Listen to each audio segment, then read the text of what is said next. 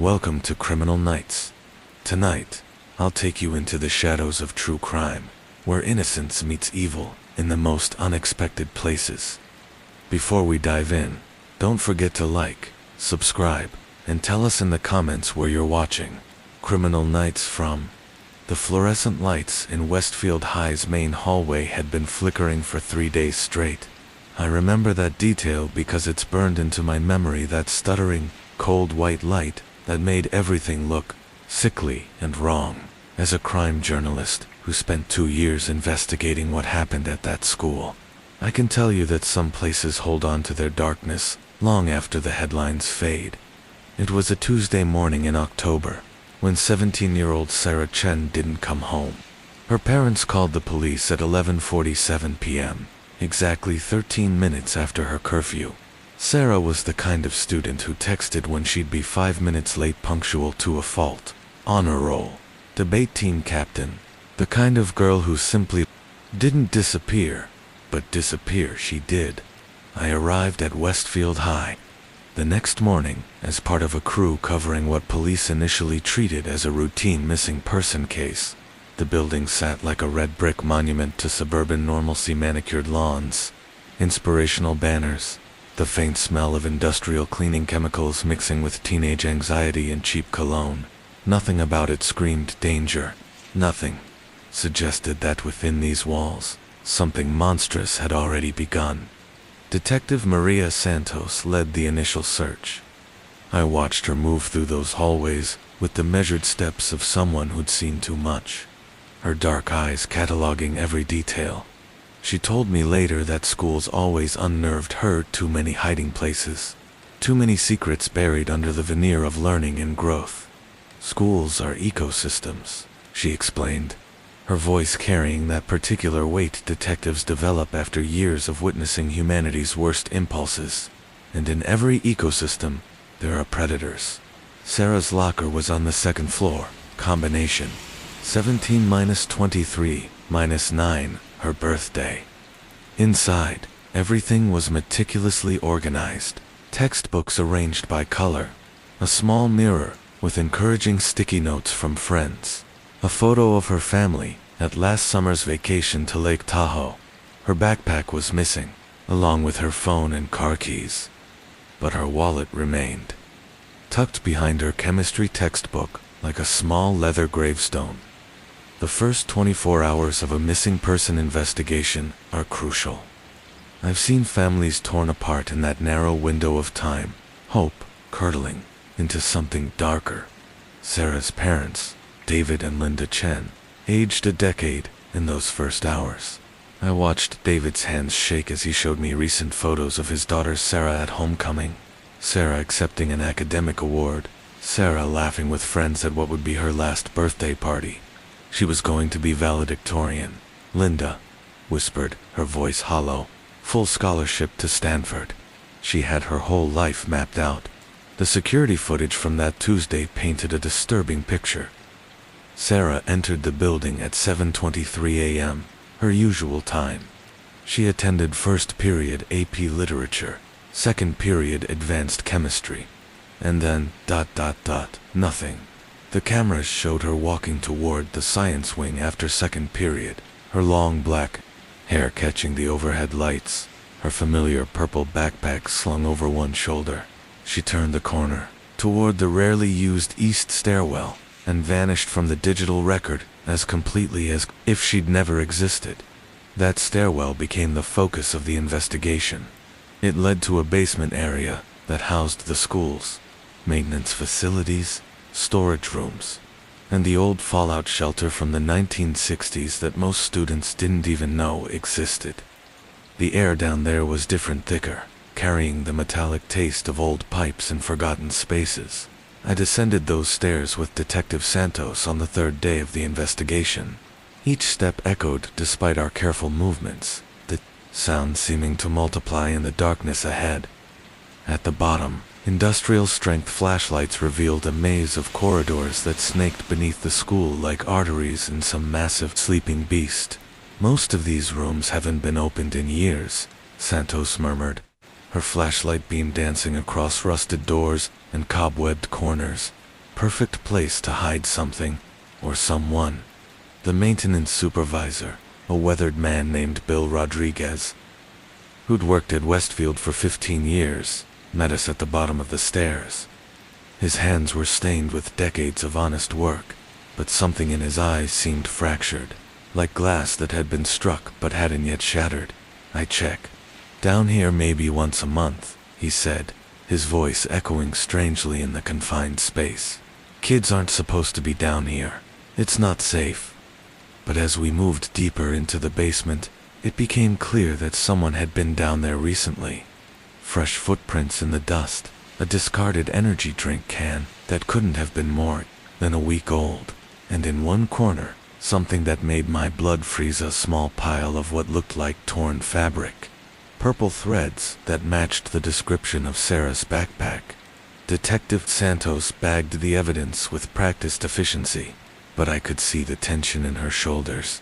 After 20 years in law enforcement, she'd developed an instinct for when a missing person case was about to become something much worse. The breakthrough came from an unexpected source. Jenny Martinez, a sophomore who cleaned classrooms after school for extra credit, approached me outside the building on Thursday afternoon. She was nervous, constantly looking over her shoulder, her voice barely above a whisper. "I saw something," she said, clutching her backpack straps so tight her knuckles were white. "Tuesday after school, when I was cleaning Mr. Henderson's classroom, I saw Sarah going downstairs with someone." My pen stilled on my notepad. "Who?" Jenny's eyes darted toward the school building, then back to me. I couldn't see clearly. It was getting dark, and they were at the far end of the hall. But, I think it was a teacher. The words hung between us like a physical presence. In all my years covering crime, I've learned that the most dangerous monsters are often the ones we trust with our most precious treasures, our children. "Which teacher?" I pressed gently, knowing that pushing too hard might cause her to retreat entirely. "I don't know for sure," she whispered, "but whoever it was had keys. I heard them jingling." Detective Santos brought Jenny in for formal questioning that evening. Under the careful guidance of a child psychologist, Jenny's story expanded. She'd seen Sarah talking to someone near the east stairwell around 3:15 p.m. on Tuesday, well after school had ended.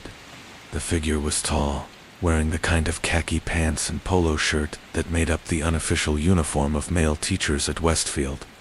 Most importantly, Jenny remembered seeing this person use a key to unlock the door to the basement stairs.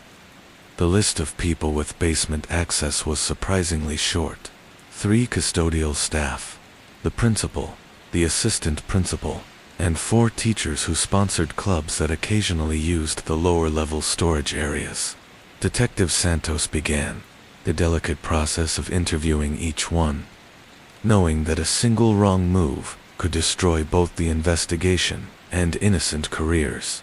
I spent those days walking the halls of Westfield High, observing, listening, trying to understand the ecosystem Detective Santos had described. The school felt different now. Conversations died when adults approached. Students moved in tighter groups, and there was a hypervigilance in the air that reminded me of prey animals sensing a nearby predator. It was during one of these walks that I first noticed Mr. James Patterson, the advanced chemistry teacher who'd taught Sarah's second period class. He stood at his classroom door between periods, watching students pass with an intensity that seemed to go beyond normal teacher observation. When our eyes met, he smiled, a gesture that should have been reassuring, but instead sent a chill down my spine. Patterson was 42 years old, unmarried, and had been teaching at Westfield for 8 years. His record was spotless, excellent. Reviews, student recommendations, involvement in after-school activities. He coached the academic decathlon team, sponsored the science club, and volunteered for weekend detention duty. On paper, he was exactly the kind of dedicated educator every school district hoped to find. But as I dug deeper into his background, small inconsistencies began to emerge. He'd left his previous teaching position abruptly, citing family reasons that no one seemed able to verify. His apartment was Spartan to the point of being almost empty. According to a concerned colleague who'd visited once when Patterson was ill, most troubling. Several former students from his previous school described him as intense and too interested in their personal lives. The investigation took a dramatic turn. On Friday evening, Detective Santos received a call from the forensics team analyzing the fabric found in the basement. DNA analysis had confirmed what we'd all feared: the purple threads belonged to Sarah's backpack. But there was more. Mixed with Sarah's DNA were traces of a substance that made my stomach turn: chloroform. She was drugged, Santos told me, her voice tight with controlled rage. Someone lured her down there and knocked her out. The search of the basement took on new urgency. Armed with cadaver dogs and ground-penetrating radar, investigators began a systematic examination of every room, every crawlspace, every possible hiding spot in that underground maze. The dogs hit on something in a storage room behind the old boiler space, so cramped and forgotten that it had been sealed off with drywall sometime in the 1990s. When they broke through that wall, the smell hit first. Sweet, cloying, unmistakably the scent of decay. Inside, in a space barely large enough for a person to crawl into, they found Sarah Chen. She'd been there for 4 days. Her body curled in a position that suggested she'd been unconscious when placed there, still wearing her school uniform. Her chemistry textbook clutched against her chest like a shield that had failed to protect her. The autopsy revealed the full horror of what had happened. Sarah had been drugged with chloroform, sexually assaulted, and then left in that cramped space while still alive. She'd died not from violence, but from suffocation, trapped in darkness. Alone, probably aware enough in her final moments to understand that no one was coming to save her. If this story chills you so far, make sure you hit that subscribe button so you never miss another night of true crime. The arrest came 12 hours after Sarah's body was discovered. Detective Santos had been watching James Patterson since Thursday, and his behavior following the discovery had been telling. While other faculty members showed genuine shock and grief, Patterson seemed more concerned with establishing his whereabouts and innocence than mourning his student's death. The search warrant for his apartment revealed the careful preparations of a predator. Hidden in a locked filing cabinet were detailed observations of several female students, including Sarah. Photos taken with a telephoto lens showed girls walking to their cars, studying in the library, eating lunch in the courtyard. Most disturbing were the detailed notes about their schedules, their habits, their vulnerabilities. But it was what they found in his car that sealed his fate. In the trunk, wrapped in plastic, were Sarah's backpack and phone. Her final text message, never sent, was still on the screen. "Help me." The trial of James Patterson lasted 6 weeks. I sat in that courtroom every day, watching a monster disguised as a mild-mannered teacher face justice for his crimes. The prosecution painted a picture of calculated evil, a predator who'd spent years building trust and access, carefully selecting victims, planning his attacks with the precision of someone who believed he was too smart to be caught. Sarah's parents testified about their daughter's dreams, her kindness, her excitement about her future. Classmates spoke about her leadership, her willingness to help others, her infectious laugh that had been silenced forever in a basement storage room. The defense tried to create reasonable doubt, suggesting that someone else had access to the basement, that the evidence was circumstantial. But the jury saw through the lies. James Patterson was convicted on all charges: first-degree murder, sexual assault, kidnapping, and child endangerment. The judge sentenced him to life in prison without the possibility of parole, calling his crimes a betrayal of the sacred trust placed in educators. As I watched Patterson being led away in shackles, I noticed something that haunts me to this day. He looked back at the gallery, his eyes scanning the faces of Sarah's family and friends, and for just a moment, I swear, I saw not remorse or shame, but a cold calculation, as if he was already planning his next move, even from behind bars. The aftermath at Westfield High was almost as devastating as the crime itself. Trust, once broken, proved nearly impossible to rebuild. Parents pulled their children from the school, enrollment plummeted, and several teachers resigned, unable to work in a place where such evil had flourished undetected.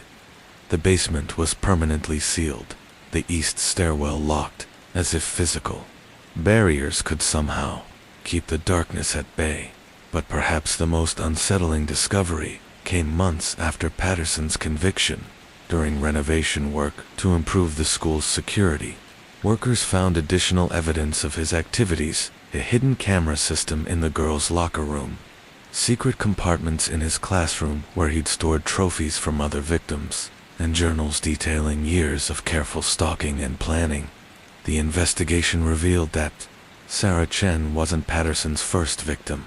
DNA evidence linked him to the disappearance of a student at his previous school. 3 years earlier, a case that had gone cold, but now gained new urgency. That girl, Maria Santos, sharing a name with the detective who'd worked Sarah's case, was found in a shallow grave 50 miles from Patterson's former workplace. She was 16, honor roll student, captain of the soccer team. Like Sarah, she'd trusted her teacher. Like Sarah, that trust had killed her. The scope of Patterson's crimes expanded with each new piece of evidence. Over his 8-year career, at various schools, he'd carefully selected, stalked, and murdered at least 4 young women. Each death had been disguised as a runaway or missing person case. Each family had endured years of uncertainty, hoping their daughter might someday come home. But Sarah Chen's murder had been different. Patterson had grown overconfident, perhaps even careless. He'd left evidence, been seen, made mistakes that finally brought his reign of terror to an end. In his hubris, he'd chosen the wrong victim, in the wrong place, at the wrong time. As I close this chapter of our journey into the darkness, I can't help but think about the thin veneer of safety that surrounds our most precious institutions. Schools are supposed to be sanctuaries of learning and growth, places where children can explore their potential under the guidance of trusted adults. But as Sarah Chen's story shows us, predators are drawn to exactly these environments, drawn to the trust, the access, the authority that comes with positions of power over young lives. The fluorescent lights at Westfield High were finally fixed, 2 weeks after Patterson's arrest.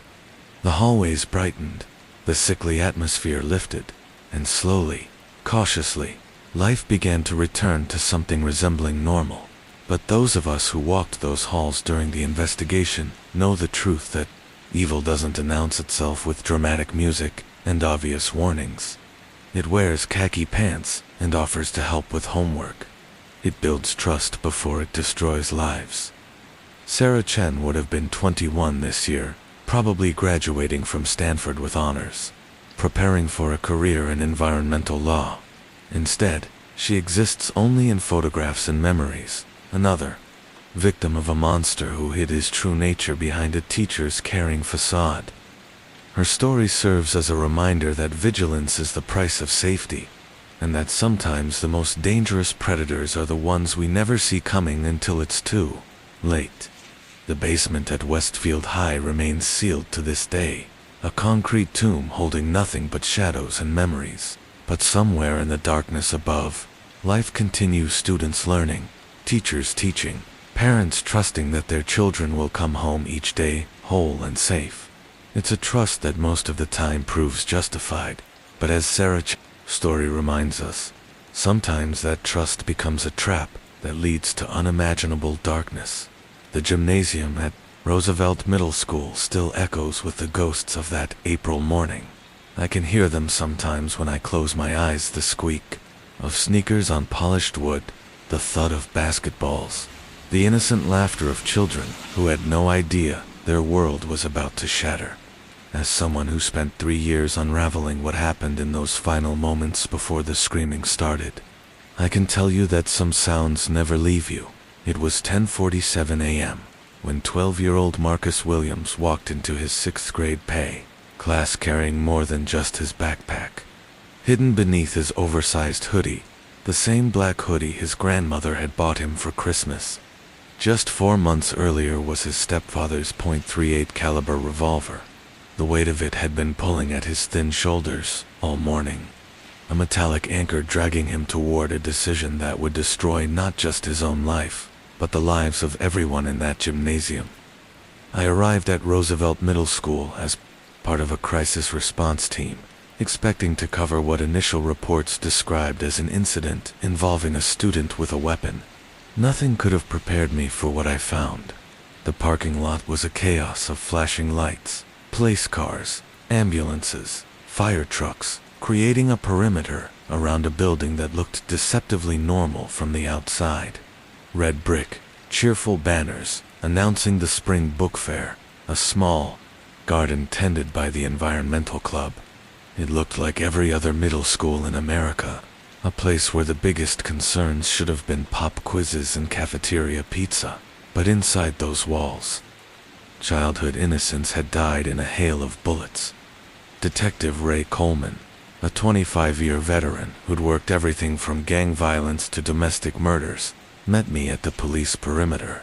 His usually steady hands were shaking as he lit his third cigarette in 10 minutes, and when he spoke, his voice carried a hollowness I'd never heard before. 6 shots, he said, staring at the school building, as if it might somehow explain the inexplicable. 12-year-old kid fires 6 shots in a gymnasium full of his classmates, then turns the gun on himself. The statistics would later tell the story in cold numbers. 28 students and 1 teacher in the gymnasium when Marcus Williams opened fire. 2 students killed immediately: Jessica Rodriguez, age 12, and Anthony Chen, age 11. 4 more wounded, including PE teacher Mrs. Sandra Mitchell, who threw herself between the gunmen and a cluster of terrified children huddled near the equipment room. But statistics can't capture the sound of a mother's scream when she learns her child isn't coming home. They can't quantify the weight of a small coffin or the hollow echo of a gymnasium that will never again ring with innocent laughter. I spent the first 48 hours after the shooting trying to understand how a 6th grader becomes a killer. Marcus Williams had been a quiet kid, not invisible, but not particularly notable either. He played clarinet in the school band, earned B's and C's in his classes, and according to his teachers, had never shown any signs of violence or aggression. He was small for his age, barely 5 feet tall, and weighing maybe 90 pounds soaking wet. The kind of kid who seemed more likely to be bullied than to become a mass shooter. His home life painted a more complicated picture. Marcus lived with his mother, Patricia Williams, and her boyfriend of 2 years, Derek Morrison. Patricia worked double shifts at a local diner, often leaving Marcus in Derek's care. Neighbors described Derek as volatile, prone to angry outbursts, and frequently drunk. Child Protective Services had been called to the apartment twice in the past year, once for noise complaints that suggested domestic violence, and once when a teacher noticed bruises on Marcus's arms that he couldn't adequately explain. "That boy was scared all the time," said Mrs. Elena Rodriguez, who lived in the apartment next door and whose daughter Jessica would become one of Marcus's victims. The irony of that fact that the child of the woman who showed Marcus the most kindness would die by his hand is one of those cosmic cruelties that make covering these stories feel like staring into an abyss. He'd knock on our door sometimes when Derek was yelling. Mrs. Rodriguez continued, her voice thick with grief and guilt. I'd give him cookies, let him watch TV until things quieted down. I kept thinking I should do more, but you don't want to interfere. You tell yourself it's not your business. The investigation into Marcus's final weeks revealed a child in crisis. His grades had been dropping since January. Teachers noted that he seemed withdrawn, distracted, often falling asleep in class. School counselor Margaret Foster had actually scheduled a meeting with Patricia Williams for the week after the shooting, a meeting that would never happen, to discuss a boy who would never sit in another classroom. Looking back, there were signs, Foster told me. her office still decorated with the cheerful motivational posters that seemed obscene in the aftermath of such violence. But we see troubled kids every day. Kids dealing with divorce, poverty, abuse, neglect. Most of them don't. They don't do what Marcus did. The gun came from Derek Morrison's bedroom closet, hidden behind winter coats that smelled of cigarettes and broken promises. Morrison claimed he'd kept it for protection, though from what, he could never adequately explain. What he could explain was that he'd never bothered to secure it properly, never thought that the quiet boy he regularly screamed at and occasionally hit might one day decide to take that power for himself. The morning of the shooting started like any other. Patricia Williams kissed Marcus goodbye at 7:30 a.m. before leaving for her early shift at the diner. Derek Morrison was already passed out on the couch, empty beer bottles scattered around him like evidence of his failure as a guardian and human being. Marcus ate a bowl of cereal alone, watching cartoons, the loaded revolver sitting upstairs in a closet, like a dark possibility waiting to be explored. Security footage from the school's main entrance showed Marcus arriving at his normal time, 8:15 a.m. He looked smaller than usual beneath that oversized hoodie, his backpack seeming to weigh him down as he walked through corridors, lined with colorful student artwork and achievement charts. He attended his first 3 classes, English, math, and science, without incident. His teachers later reported that he seemed quieter than usual, but nothing alarming enough to raise immediate concerns.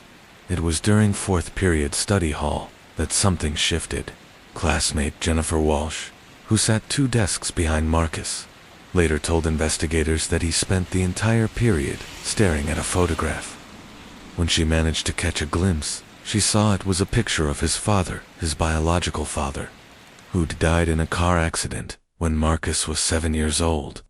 The photo was creased and worn, as if it had been folded and unfolded countless times.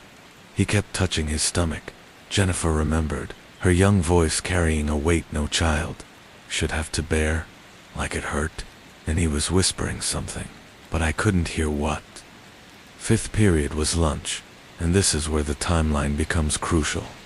Instead of going to the cafeteria, Marcus slipped into the bathroom near the main office.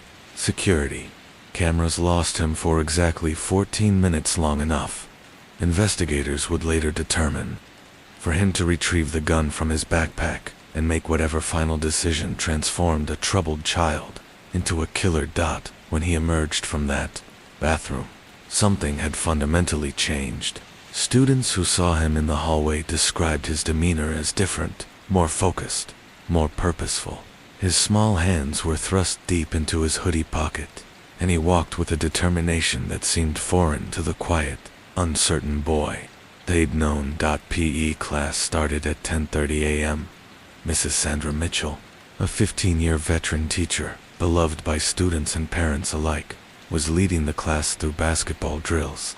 The gymnasium was filled with the normal sounds of middle school athletics: sneakers squeaking, kids laughing, the sharp tweet of Mitchell's whistle as she corrected form and encouraged effort. Marcus entered the gym at 10:47 a.m., 17 minutes late. Mrs. Mitchell called out to him, her voice carrying the mild frustration of a teacher dealing with chronic tardiness. "Marcus, you're late again. Go get changed and join us for free throws." Instead of heading to the locker room, Marcus walked to the center of the gymnasium floor. The other students gradually stopped their activities, sensing something was wrong. In the sudden quiet, the soft squeak of his sneakers on the polished wood seemed amplified, each step echoing like a countdown to catastrophe. What happened next took less than 90 seconds, but those 90 seconds shattered the lives of everyone in that room. Marcus pulled the revolver from his hoodie pocket, and the gymnasium erupted into chaos. Children screamed, scattered, dove for cover behind equipment that offered little protection from the horror unfolding before them. The first shot hit the ceiling, a wild shot fired by hands too small and shaking too violently to aim properly. Pieces of acoustic tile rained down like snow, and for a brief moment, there might have been hope that this was just a terrified child with a weapon he didn't really intend to use. The second shot killed Jessica Rodriguez instantly. She'd been frozen in place, too shocked to run, when the bullet struck her in the chest. She collapsed without a sound, her blood spreading across the gymnasium floor in a pattern that would haunt the dreams of everyone who witnessed it. Mrs. Mitchell threw herself toward Marcus, her teacher's instinct to protect overriding any concern for her own safety. The third shot caught her in the shoulder, spinning her around, but not stopping her forward momentum. She tackled Marcus just as he fired the fourth shot, which went wide and shattered the trophy case that held decades of Roosevelt Middle School's athletic achievements. The fifth shot, fired as Mitchell and Marcus struggled on the floor, hit 11-year-old Anthony Chen in the stomach.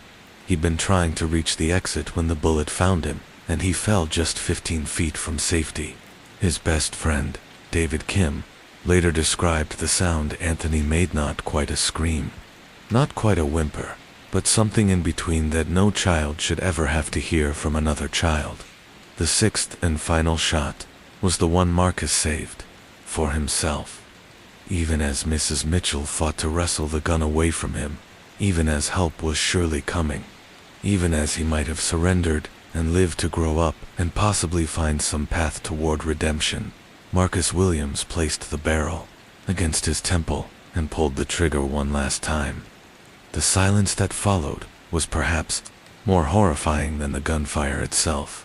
In that sudden quiet, the surviving children could hear things that would echo in their nightmares for years to come. Jessica Rodriguez's mother screaming from the parking lot where parents had gathered, the wet, gasping sounds Anthony Chen made as he tried to breathe with a bullet in his abdomen, the sirens that seemed to take forever to reach them despite being only minutes away. Mrs. Mitchell, bleeding from her shoulder wound, held Marcus's lifeless body while trying to comfort the surviving children. Later, she would tell me that even in death, he looked impossibly young, impossibly small. The gun that had seemed so large and terrifying in his hands appeared almost toy-like next to his motionless form. He was just a baby, she said. Months later, during one of our interviews, her shoulder had healed, but the emotional scars were still raw, even after what he did, even knowing what he took from those families. He was just a scared, hurt little boy who didn't know how to ask for help. The investigation that followed revealed the depth of Marcus Williams's desperation and the stunning number of adults who had failed him. Derek Morrison, it turned out, had a history of domestic violence that stretched back 15 years and 3 states. He'd been arrested twice for assault, but never convicted, slipping through the cracks of an overburdened legal system that struggled to protect the vulnerable from the violent child. Protective Services had indeed visited the Williams apartment twice, but both visits had occurred when Derek wasn't home, and Patricia was able to provide explanations for Marcus's injuries that were technically plausible if you didn't look too closely. The caseworkers, overwhelmed by their caseloads and lacking the resources for thorough investigations, had closed the files without removing Marcus from a dangerous situation. Most damning was the discovery of Marcus's journal, found hidden under his mattress. The entries, written in the careful cursive of a 6th grader, chronicled months of abuse, fear, and growing desperation. He wrote about Derek's drunken rages, about his mother's inability to protect him, about feeling trapped in a situation that seemed to have no escape. The final entry, dated the night before the shooting, was particularly heartbreaking. "I don't want to hurt anybody, but I can't keep living like this. Maybe if I'm gone, Derek will stop hurting Mom too. Maybe everyone will be better without me." If you've stayed with us through this darkness so far, make sure you hit that subscribe button. We dive deep into cases that others won't touch. The community's response to the Roosevelt Middle School shooting was swift but complicated. Grief counselors flooded the school. Politicians called for everything from gun control to metal detectors, and the media descended like vultures to pick apart the tragedy for ratings and clicks. But beneath the public displays of mourning and outrage was a more uncomfortable truth. This hadn't been the work of a monster, but of a child so broken by the adults who should have protected him that violence seemed like his only option. Jessica Rodriguez's funeral was held on a Saturday morning that felt too beautiful for such sorrow. The church overflowed with mourners, classmates, teachers, community members, and strangers who felt compelled to bear witness to a life cut impossibly short. Jessica had wanted to be a veterinarian, her mother told the gathering. She collected stray cats and had a gift for calming frightened animals. The irony that she'd been killed by another frightened animal, a human child, driven to desperation, was lost on no one. Anthony Chen survived his injuries, but the bullet damaged his intestines and liver in ways that would affect him for the rest of his life. During the 3 weeks he spent in the hospital, he asked repeatedly about Marcus, wanting to know if his classmate was okay, if he was in trouble, if someone was helping him. Even at 11 years old, Anthony seemed to understand something that many adults struggled to grasp, that Marcus had been as much a victim as a perpetrator. The investigation into Derek Morrison revealed a pattern of escalating violence that should have triggered protective interventions years earlier. In addition to the domestic violence incidents, he'd been arrested for public intoxication, disturbing the peace, and assault on a bartender who'd tried to cut him off. Each arrest had resulted in minimal consequences: at night in jail, a fine, anger management classes he'd completed but clearly hadn't internalized. Morrison claimed to be devastated by the shooting, but his grief seemed performative, designed more for the cameras than genuine emotional processing. When investigators searched his apartment, they found evidence that Marcus had been the target of systematic abuse for months. Holes in the boy's bedroom wall, where Morrison had thrown objects in rage. Marcus's school clothes with tears and stains that suggested physical altercations, and a collection of empty liquor bottles hidden throughout the apartment like landmines waiting to explode. That boy was afraid of his own shadow, said Detective Coleman, reviewing the evidence months later. But he wasn't afraid of Morrison because he was naturally timid. He was afraid because Morrison had taught him to be afraid, had beaten that fear into him day after day, until it became his default state of being. The legal aftermath was as complicated as everything else about the case. Derek Morrison was charged with child endangerment and unlawful possession of a firearm, but the connection between his abuse and Marcus's actions was difficult to prove in court. Defense attorneys argued that Marcus had made an independent choice to commit violence, that Morrison couldn't be held responsible for decisions made by someone else, even a child in his care. Patricia Williams faced her own legal troubles. Prosecutors charged her with child endangerment and failure to protect, arguing that she'd knowingly left her son in a dangerous situation. But her defense painted her as another victim of Morrison's abuse, a woman trapped in a cycle of violence, who'd been too frightened and financially dependent to escape. The civil lawsuits that followed were even more complex. The families of the victims sued the school district for failing to provide adequate security, Derek Morrison for creating the conditions that led to the shooting, and even Patricia Williams for her failure to protect her son and, by extension, their children. The cases dragged through the courts for years, creating additional trauma for families still trying to process their grief. But perhaps the most disturbing revelation came 6 months after the shooting, when investigators discovered that Marcus Williams had tried to get help. 3 weeks before the shooting, he'd approached his school guidance counselor, Margaret Foster, during lunch period.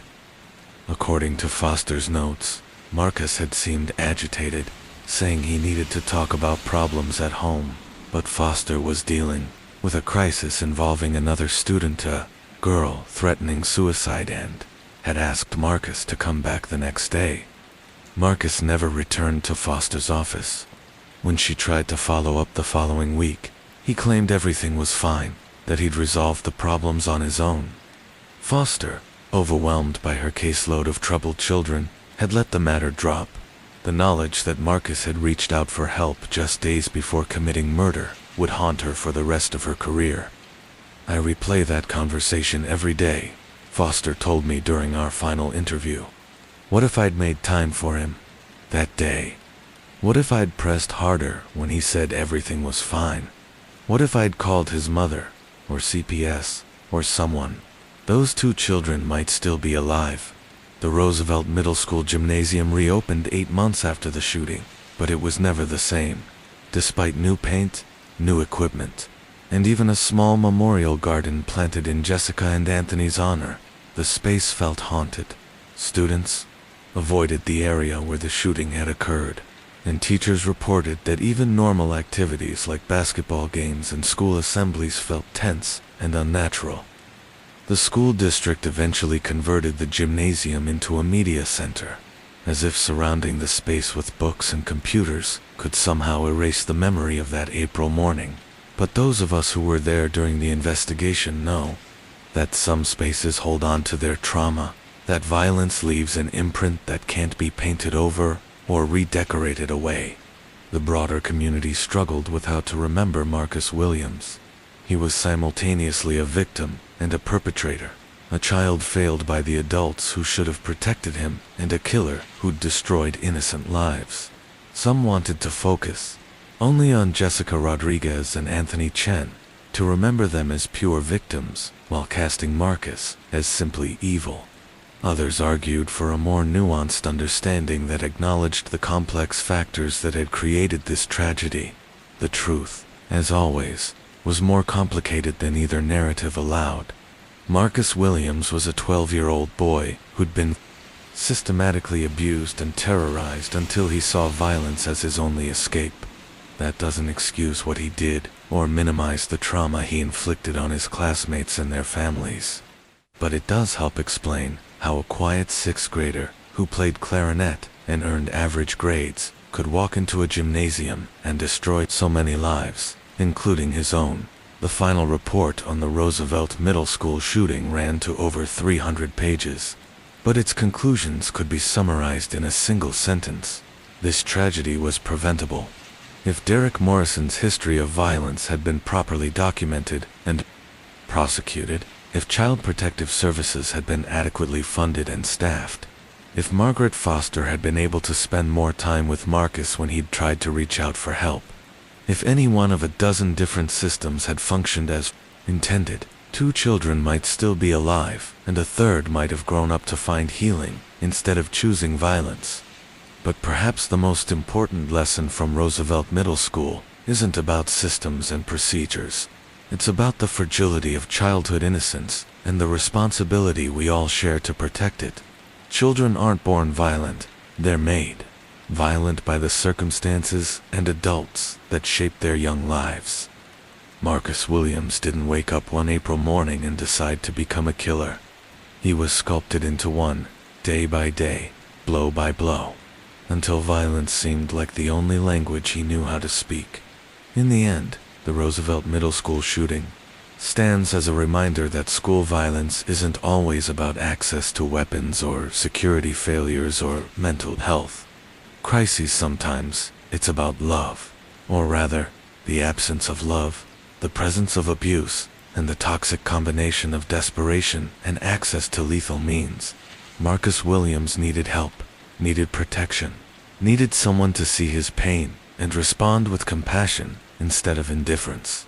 Instead, he found Derek Morrison's fists and his mother's inability to protect him, and a guidance counselor too overwhelmed to make time for one more troubled child. He found a loaded gun in a closet and the desperate logic of a 12-year-old mind that saw death as escape and violence as voice. The gymnasium at Roosevelt Middle School has been silent now for 3 years.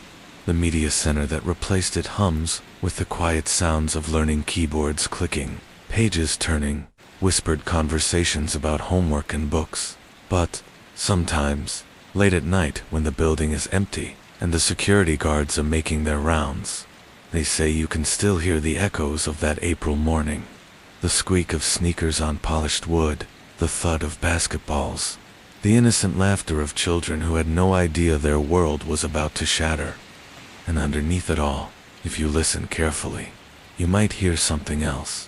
The sound of a troubled child crying out for help in the only way he knew how, with a voice too small and too hurt for anyone to hear, until it was far too late. The chemistry lab at Pinewood High School always smelled like sulfur and broken dreams.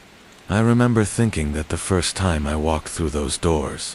3 days after they found Emma Hartley's body dissolved in a vat of industrial acid, the smell clung to everything: the black lab tables scarred by years of experiments, the outdated periodic table hanging crooked on the wall, the safety goggles that no one had thought to use when it mattered most. As a crime reporter who's covered everything from gang violence to serial killers, I thought I'd seen the depths of human depravity, but nothing prepared me for what happened in room 237 on a cold February evening, when jealousy and teenage obsession collided with scientific knowledge to create a murder so calculated, so methodical, that it challenged everything I thought I knew about the capacity for evil in the minds of children. Emma Hartley was 17 years old, valedictorian of her senior class, and 3 weeks away from hearing back from MIT about her early admission application. She had the kind of future that guidance counselors dream about: perfect SAT scores, leadership positions in 4 clubs, a summer internship at a pharmaceutical research company, and a personality that made teachers and students alike gravitate toward her natural warmth and intelligence. She also had something that would ultimately cost her everything: the complete and devoted attention of her lab partner, David Chen. I arrived at Pinewood High on a Thursday morning that felt too bright for such darkness.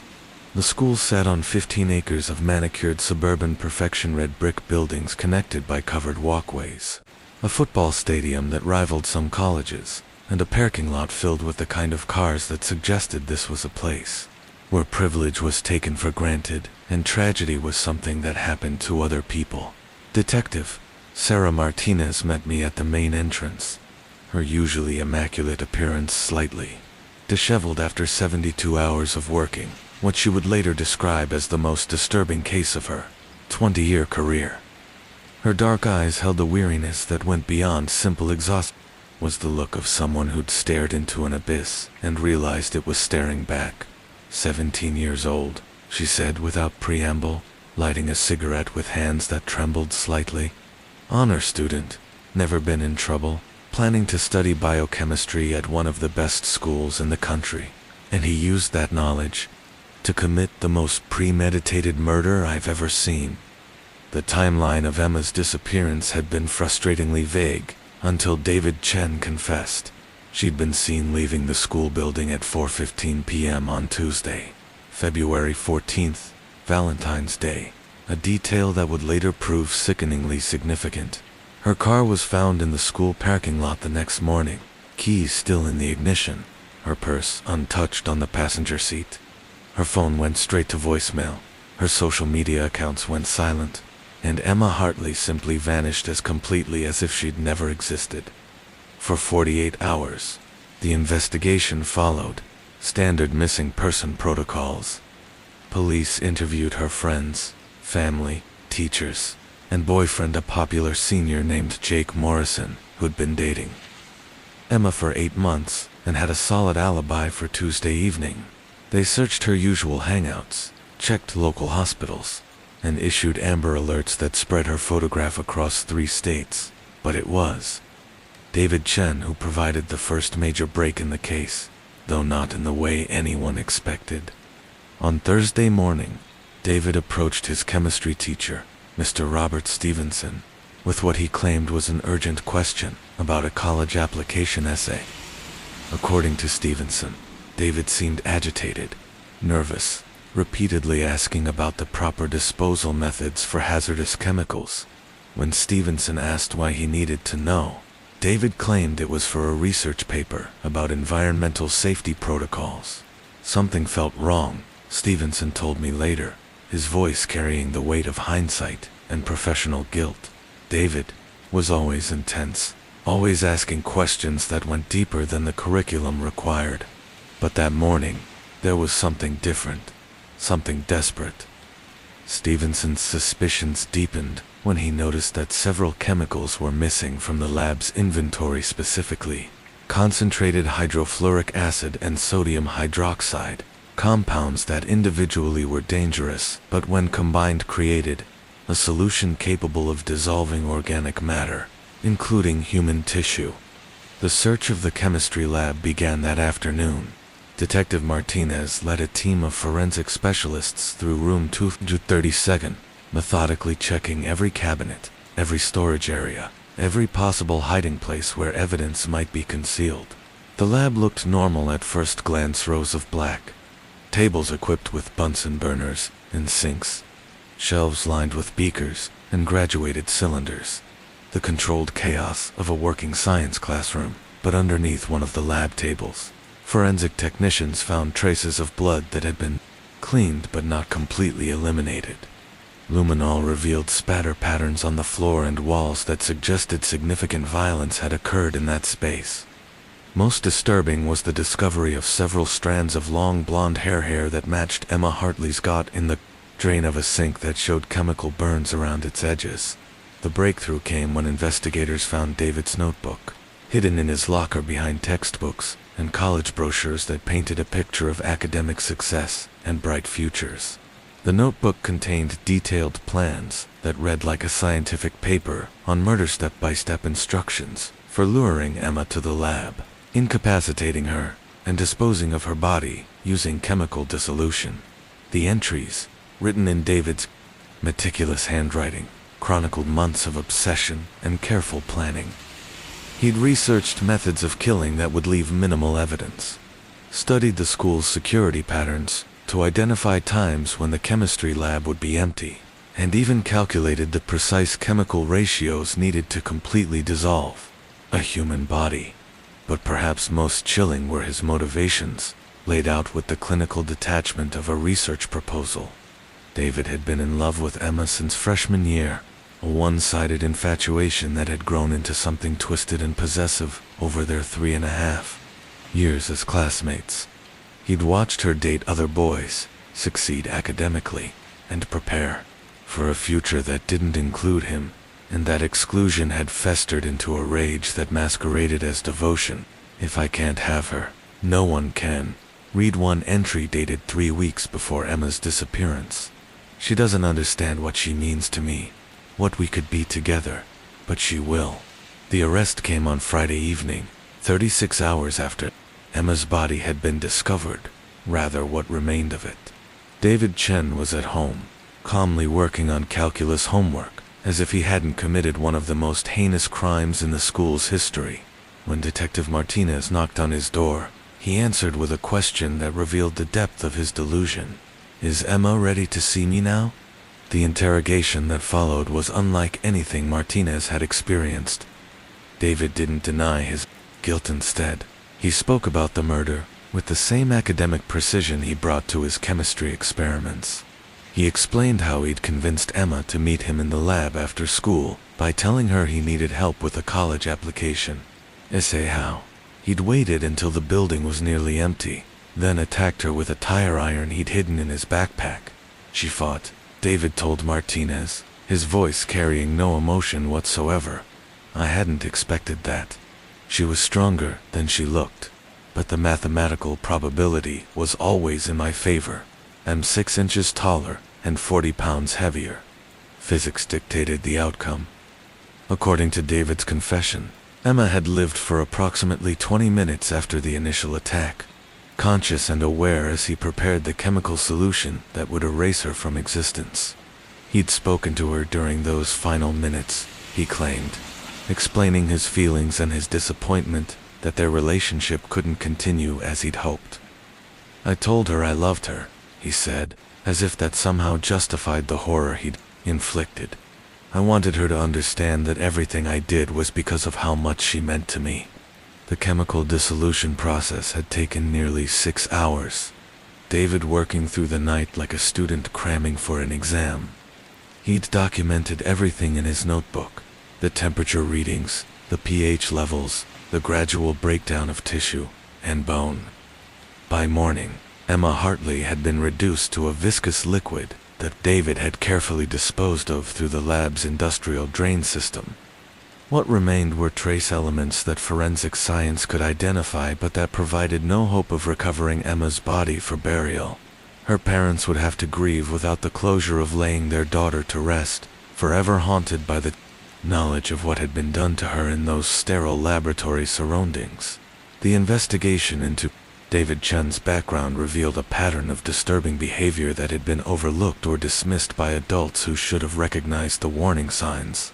Teachers described him as brilliant, but socially awkward, the kind of student who excelled academically but struggled to form normal peer relationships.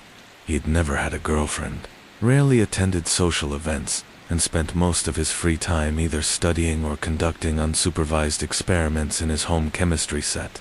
His parents, both successful professionals who'd immigrated from Taiwan when David was young, had focused exclusively on his academic achievements while ignoring his emotional and social development. Dr. James Chen, a cardiologist, and Dr. Lisa Chen, a research pharmacist, spoke proudly of their son's perfect grades and early admission to Stanford University. They seemed genuinely shocked that their quiet, studious child could be capable of such violence. "He was a good boy," Dr. Lisa Chen insisted during one of our interviews, her voice carrying the desperate tone of a mother trying to reconcile the child she thought she knew with the monster he'd revealed himself to be. "He never got in trouble, never fought with anyone. He just studied and worked hard. We thought we were raising him right." But school counselor Janet Morrison painted a different picture. She'd worked with David during his junior year, when his grades briefly slipped from A's to B's, a drop that had sent his parents into a panic and resulted in increased pressure on their son to maintain his academic perfection. During their sessions, David had expressed frustration about his social isolation and his inability to connect with his classmates, particularly Emma. He talked about her a lot, Morrison remembered, her professional composure cracking slightly as she relived conversations that now seemed like missed warnings. Always in positive terms, how smart she was, how beautiful, how perfect. I thought it was a normal teenage crush. I never imagined it was something ... darker. The most disturbing revelation came from Emma's best friend, Rachel Stevens, who revealed that David had been displaying increasingly concerning behavior in the months leading up to the murder. He'd started following Emma between classes, showing up at her part-time job at a local bookstore, and even driving past her house at night. Emma had mentioned feeling uncomfortable, but hadn't wanted to make a big deal about it. She felt sorry for him, Rachel told me, tears streaming down her face as she struggled with guilt over not pushing her friend to take the situation more seriously. She said he was harmless, just lonely. She didn't want to hurt his feelings by telling him to leave her alone. She was too kind. That kindness got her killed. If this case has disturbed you as much as it has me, hit that subscribe button to continue following these dark journeys into the criminal mind.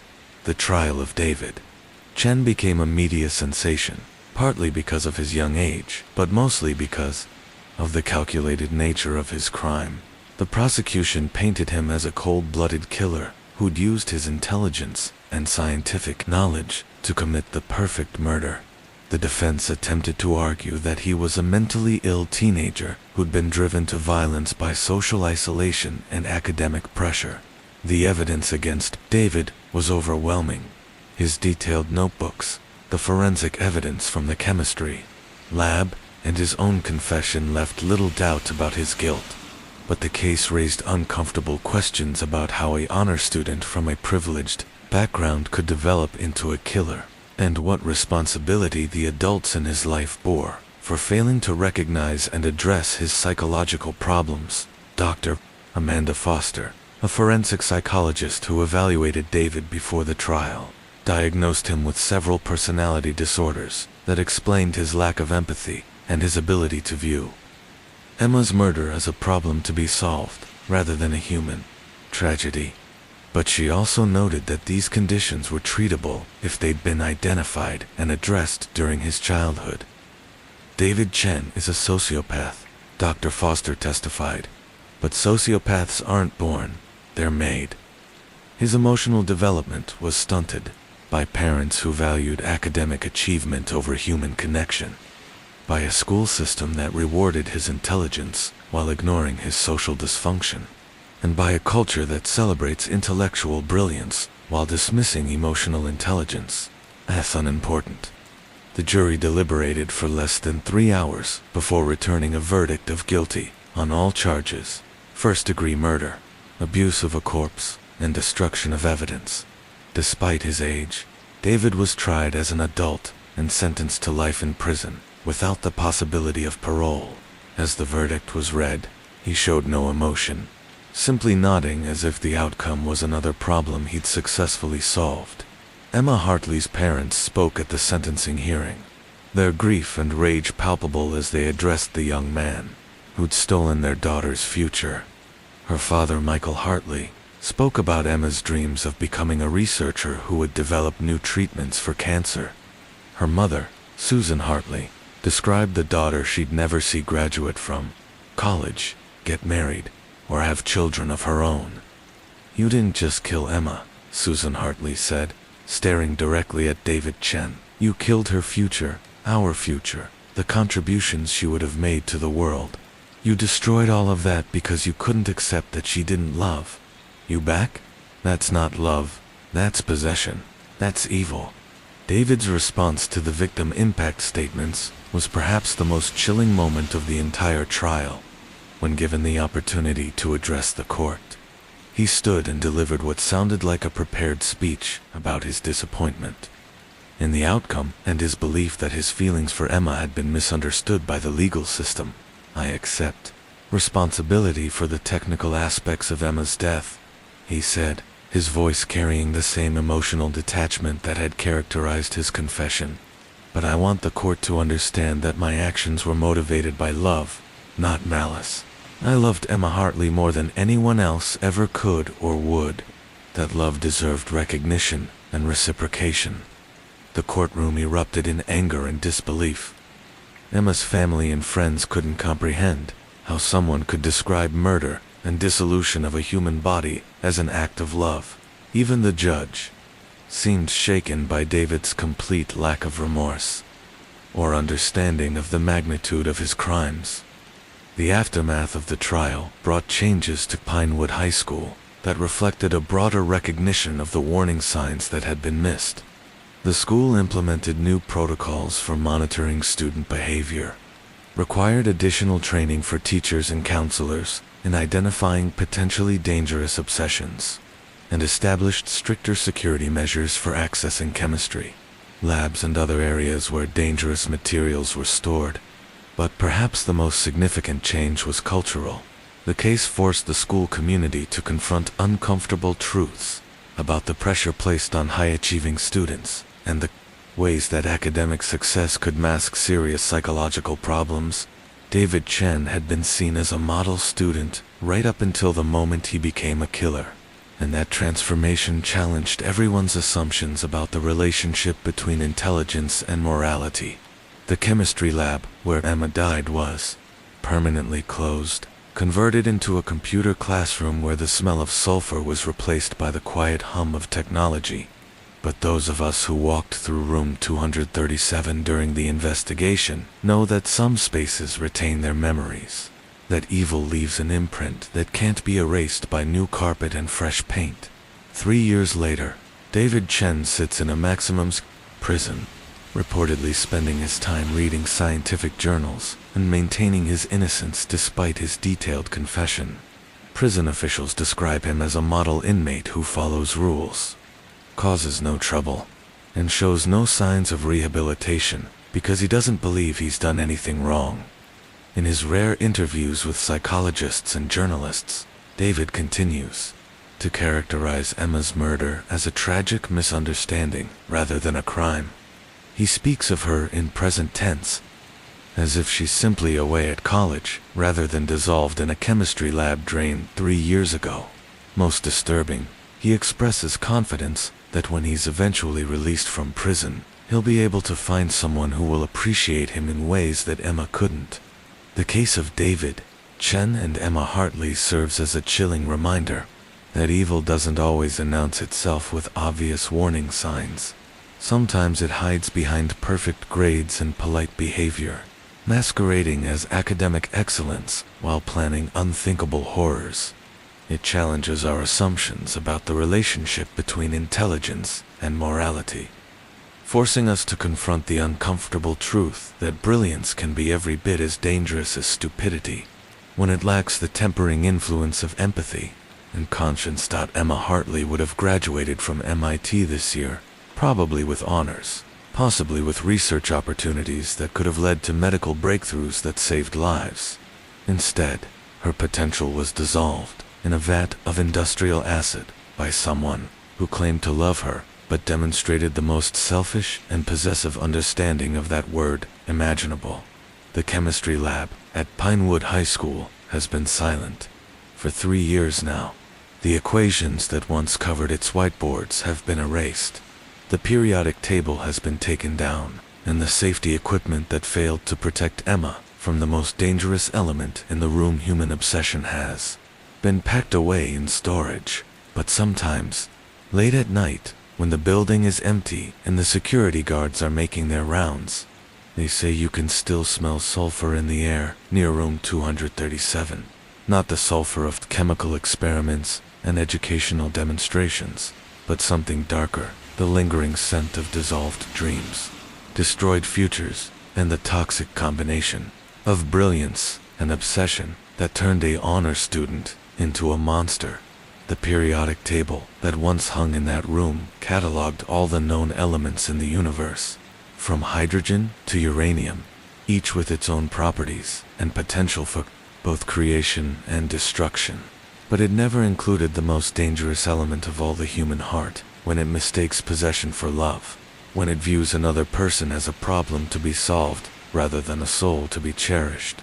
David Chen solved his problem with Emma Hartley using the tools his education had provided. He applied scientific method to murder, used chemical knowledge to destroy evidence, and treated the dissolution of a human being as just another successful experiment. But in doing so, he revealed the most important lesson of all, that intelligence without empathy is not education, but preparation for evil, and that the most dangerous monsters are often the ones we trust to sit quietly in the front row and earn perfect grades.